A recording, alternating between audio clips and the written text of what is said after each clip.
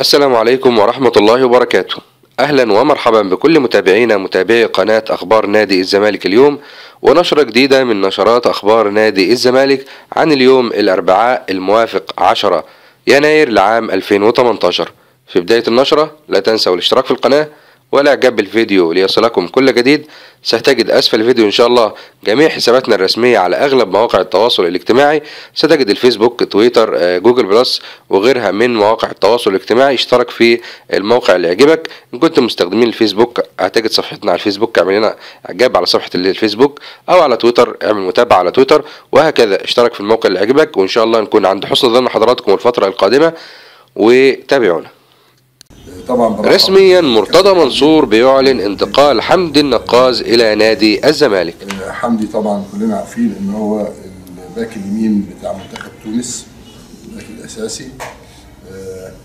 كابتن ايهاب طبعا مدير فني المصري، مستشار احمد جلال، كابتن اسماعيل المر الزهر المشرف على الكوره، كابتن ايمن حافظ، بس ما اعرفش مين ده بصراحه. لكن المشكله خليه واقف وخلاص، مش مشكله. انا طالع من الاوضه لقيته على فكره نبيل ابو زيد اللي هو وكيل حمدي. احنا الاول بسرعه كده بنتكلم عن حمدي. طبعا احنا اجتمعنا بالايهاب الاول قبل ما نستقبل حمدي عشان ناخد رايه، لان احنا مش هنتعاقد مع لاعب الا بموافقه المدير الفني طبعا. هو رحب بيه وقال ان اللعيبه متميزين، وحمدي هيروح بكره يعمل الكشف. الحمد لله احنا اتفقنا خلاص. في حد من عندنا بكره مندوب طالع على تونس بالعقد الثلاثي. احنا العقد بتاعنا 3 سنين ونص. نتمنى طبعا ان شاء الله حمدي يبقى اضافه لنادي الزمالك. حمدي من اللاعبين الموهوبين. حمدي جاي هيتكلم دلوقتي وعنده عروض ثانيه كتيره من اوروبا، لكن لانه ده كلمه لنادي الزمالك فهو فضل ان يكون معاه في نادي الزمالك. ان شاء الله خلال 24 ساعه حد هيسافر عشان العقد يحول الفلوس للنادي التونسي. علاقتنا احنا طبعا بالنجم الساحلي علاقه محترمه، زي الصفاقسي، زي الترجي، كل زي الافريقي. علاقتنا بكل انديه تونس التونسيه علاقات محترمه ومتميزه، زي ما هي علاقه شعب مصر بالشعب التونسي، وعلاقه الرئيس المصري. حتى احنا قلنا قبل كده ان من الصادف الغريبه ان السيسي والسبسي مش كده برضه، يعني في نقطه بتفرق بين الاثنين، والاثنين جايين بثورتين محترمتين يعني. فمن خلال حمدي بنحيي الشعب التونسي المحترم. ان شاء الله باذن الله يكون اضافه كبيره لنادي الزمالك. أعلن مرتضى منصور رئيس نادي الزمالك رسميا إتمام صفقة التونسي حمدي النقاز وانتقاله رسميا لنادي الزمالك بعد أن وقع على عقود الانتقال. أضاف مرتضى منصور أن النقاز وقع على عقود لمدة 3 سنين ونص، ليكون بهذا أولى صفقات نادي الزمالك خلال فترة الانتقالات الشتوية الحالية. تابع مرتضى منصور في تصريحاته ان اللاعب هيسافر بكره ان شاء الله تونس مع مندوب من نادي الزمالك لتوقيع العقد الثلاثي بين النجم والزمالك واللاعب. بيعد النقاز صاحب 25 عام، من افضل اللاعبين على المستوى العربي والافريقي في مركزه اللي هو الظهير الايمن، وساهم مع زملائه في قياده المنتخب التونسي للصعود الى مونديال روسيا 2018. ايهاب جلال غاضب جدا من تصريحات مرتضى منصور. إيهاب جلال المدير الفني للزمالك أبدى استياءه الشديد من تصريحات مرتضى منصور رئيس النادي عقب الهزيمة من الأهلي. مرتضى منصور كان اتكلم وفي تصريحاته بعرض الرباعي أحمد الشناوي وعلي جبر وحازم إمام وباسم مرسي للبيع، وبحسب أخبارنا أو مصدرنا إن إيهاب جلال كان من شروط موافقته على تدريب زمالك كانت عدم التدخل في شؤون الفريق الفنية، وأن يبتعد رئيس النادي عن التصريحات ضد الجهاز الفني وضد اللاعبين. إيهاب جلال غير راضي تماما عن تصريحات مرتضى منصور بعرض رباعي الزمالك للبيع، واكد ان هو سيتحدث مع رئيس النادي في هذا الامر. بتبقى كلمه انه من الصعب جدا ان يتدخل مرتضى منصور في شؤون الفريق ايا من كان هو المدرب. يعني لو جبنا لمرتضى منصور جوارديولا مش برضه هيتدخل في الفريق ومش هيسيب الفريق في حاله. جلسه خاصه بين مرتضى منصور وايهاب جلال على هامش توقيع حمدي النقاز. إيهاب جلال طلب الاجتماع الرسمي مع مرتضى منصور رئيس نادي الزمالك عقب تصريحاته الأخيرة ضد رباعي الزمالك وعرضهم للبيع، وبالفعل بيجتمع إيهاب جلال مع مرتضى منصور، حيث أبلغ إيهاب جلال المدير الفني لنادي الزمالك مرتضى منصور رئيس النادي برفض قرار بيع الرباعي أحمد الشناوي وعلي جبر وحازم إمام وباسم مرسي، إيهاب جلال وفي اجتماعه مع مرتضى منصور منذ قليل أكد على رفضه فكرة بيع رباع الفريق واعتبرهم من القوام الرئيسي للزمالك.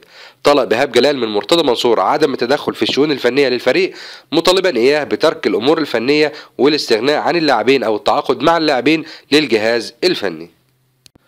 حسن شحاتة بينتقد مرتضى منصور عقب تصريحاته بعد مباراة الأهلي. انتقد حسن شحاتة نجم الزمالك السابق والمدير الفني السابق لمنتخب مصر تصريحات مرتضى منصور رئيس نادي الزمالك عقب الهزيمة من الأهلي. مرتضى منصور وعقب الهزيمة خرج وصرح بأنه بيعرض الرباعي علي جبر وباسم مرسي وحازم إمام وأحمد الشناوي للبيع، وحسن شحاتة بينتقد تلك التصريحات وبيأكد إنها تصريحات انفعالية ستؤثر على اللاعبين بالسلب خلال الفترة المقبلة. تساءل حسن شحاتة إنه ماذا لو تراجع الزمالك عن بيع هؤلاء وأصر المدير الفني إيهاب جلال على بقائهم، كيف سيلعبون مرة أخرى مع الفريق؟ طلب حسن شحاتة المسؤولين داخل نادي الزمالك بالتروي في التصريحات وترك كل الأمور الفنية للجهاز الفني والابتعاد تماما عن فريق الكرة. دعم زملكاوي جديد لإيهاب جلال. أحمد حسام ميدو نجم الزمالك السابق أجرى اتصال هاتفي بإيهاب جلال المدير الفني الجديد لنادي الزمالك. الاتصال كان بغرض دعم إيهاب جلال ومساندته الفترة القادمة من أجل مصلحة فريق الكرة بنادي الزمالك. أكد ميدو لإيهاب جلال أنه سوف يحضر لمران الزمالك في أقرب فرصة لدعمه معنويا والشد من أزره. بيسعى إيهاب جلال للعمل الجاد مع نادي الزمالك عقب توليه المسؤولية رسميا قبل مباراة الأهلي. رسميا إيهاب جلال بيرفض الاستغناء عن هذا اللاعب.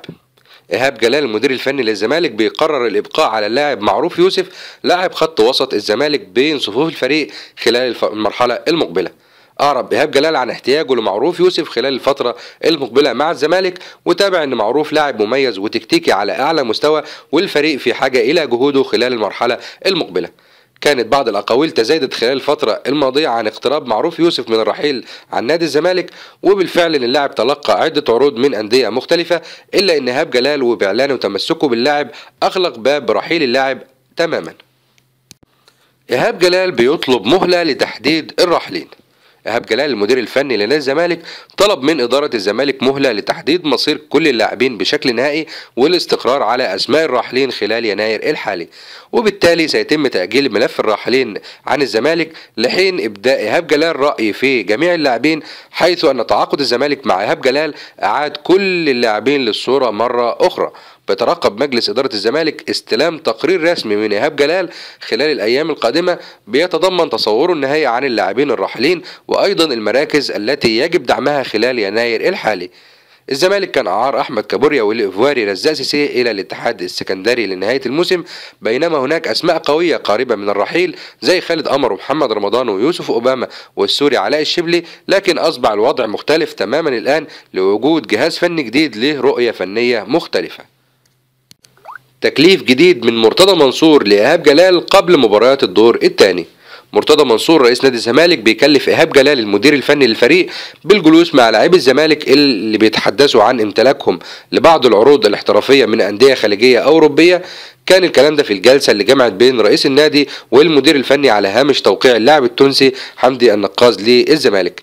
جاء التكليف الجديد من مرتضى منصور لإيهاب جلال رغبة منه في زيادة التركيز داخل الفريق في ظل الدخول على الدور الثاني لمسابقات الدوري بمواجهة الإنتاج الحربي يوم الأحد المقبل، وذلك في ظل ما يتردد عن وجود عروض احترافية للاعبين بالفريق وضرورة حسم هذا الملف سريعا، إما تركيز مع الزمالك وإما الرحيل. رسائل أحمد الشناوي إلى جمهور الزمالك وإلى مرتضى منصور. كتب حارس الزمالك أحمد الشناوي رسالة قوية عبر حسابه الرسمي على تويتر عقب الهزيمة أمام الأهلي بثلاثية نظيفة، حيث وجه الشناوي رسالة اعتذار إلى جماهير نادي الزمالك واعترف بأن الفريق لم يكن في أفضل حال خلال مباراة الأهلي. أكد أنه سيظل لآخر يوم متمسك بالبقاء داخل جدران نادي الزمالك وأنه بيتقبل أي قرار سواء ببيعه أو الاستغناء عنه، مشددا أنه لم يحزن من تصريحات الجمهور وهجومها عليه أو من تصريحات رئيس النادي بعرضه للبيع أو الانتقادات الموجهة إليه. كان مرتضى منصور هاجم أحمد الشناوي بالأمس ضمن 4 لاعبين وقرر عرضهم للبيع. لعب الشناوي أمام الأهلي واحدة من أسوأ مبارياته، تسبب في 3 أهداف دخلت مرماه، حتى ضربة الجزاء تسبب فيها بطريقة ساذجة. الزمالك بيغلق ملف مباراة الأهلي وبيبدأ الاستعداد للإنتاج الحربي. أغلق الجهاز الفني لنادي الزمالك بقيادة إيهاب جلال ملف مباراة الأهلي تماما، وبدأ الاستعداد لمباراة الإنتاج الحربي القادمة في افتتاحية الدور الثاني من المسابقة. مباراة الإنتاج الحربي في الأسبوع ال18 تقام يوم الأحد القادم بمشيئة الله. طلب إيهاب جلال لاعبيه بنسيان لقاء الأهلي والتركيز في المباريات المقبلة. اللاعبين اللي خاضوا مباراة الأهلي شاركوا في تدريبات استشفائية صباح الأمس الثلاثاء على هامش المران الجماعي للفريق، واللي أقيم على ملعب عبد اللطيف أبو رجيلة صباح الأمس. اللاعبون الذين لم يشاركوا في مباراة الأهلي أدوا تدريبات قوية تحت إشراف وقيادة إيهاب جلال وجهازه المعاون. من المفترض ان جميع اللاعبين هيحصلوا النهارده الاربعاء على اجازه من التدريبات، على ان يستأنف الفريق تدريباته الجماعيه غدا الخميس في اطار الاستعدادات لمباراه الانتاج الحربي. الجهاز الفني للزمالك بيفكر في الاستغناء عن اتشمبونج. الجهاز الفني لنادي الزمالك بقيادة إيهاب جلال بيفكر جديا في الاستغناء عن مهاجم الفريق اتشمبونج، ومن المنتظر أن يجتمع الجهاز الفني للقلعة البيضاء لمناقشة الأمر واتخاذ القرار النهائي تجاه اللاعب. اتشمبونج كان صرح للجهاز الفني بأنه لم يلعب مرة أخرى في الزمالك بعد استبعاده من قائمة مباراة القمة كما علمنا. أكد نبيل محمود المدرب العام للزمالك في تصريحاته بعد اللقاء بأن اللاعب هو من طلب الخروج من معسكر المباراة بعدما علم بأنه لم يبدأ المباراة أساسيا. اللجنة الأولمبية بتهدد مجلس إدارة الزمالك بالحل. أكد شريف العريان أمين عام اللجنة الأولمبية خلال تصريحات إذاعية أنه يجب أن تكون اجتماعات مجالس إدارات الأندية اجتماعات قانونية حتى يتم الاعتراف بها رسميا وفقا لنصوص اللائحة. تابع شريف العريان تصريحاته أن اللجنة الأولمبية خاطبت نادي الزمالك لعقد مجلس إدارة رسمي قبل يوم 9 يناير من هذا الشهر، وهو نفس هذا اليوم، مشددا أنه سوف يتعامل وفقا للقانون. حيث أشار شريف العريان أنه في حالة عدم عقد مجلس إدارة رسمي للزمالك ستجتمع اللجنة الأولمبية وستتخذ قرار نهائي بشأن المجلس، ولو القانون بينص على حل مجلس الإدارة سيتم حله بكل تأكيد وفورا. أشار شريف العريان أن اجتماعات مجالس الإدارة لابد أن تكون رسمية وبمخاطبة كافة الأعضاء، وفي حالة مخالفة ذلك لا يعتد باجتماع مجلس الإدارة. رسميا فسخ التعاقد مع علاء الشبلي. أعلن إسماعيل يوسف عضو مجلس إدارة الزمالك والمشرف العام على فريق الكرة رسميا فسخ التعاقد مع اللاعب السوري علاء الشبلي الظهير الأيمن للزمالك. جاء هذا الإجراء عقب التعاقد الرسمي مع التونسي حمدي النقاز الظهير الأيمن الجديد للفريق، وبالتالي أصبح لا داعي لتواجد الشبلي اللي كان سيرحل حتى ولو لم يأتي النقاز.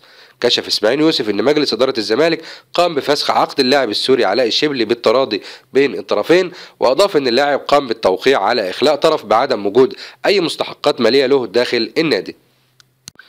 مرتضى منصور وقرار قوي جدا ضد اون سبورت ودي ام سي والعواجيز.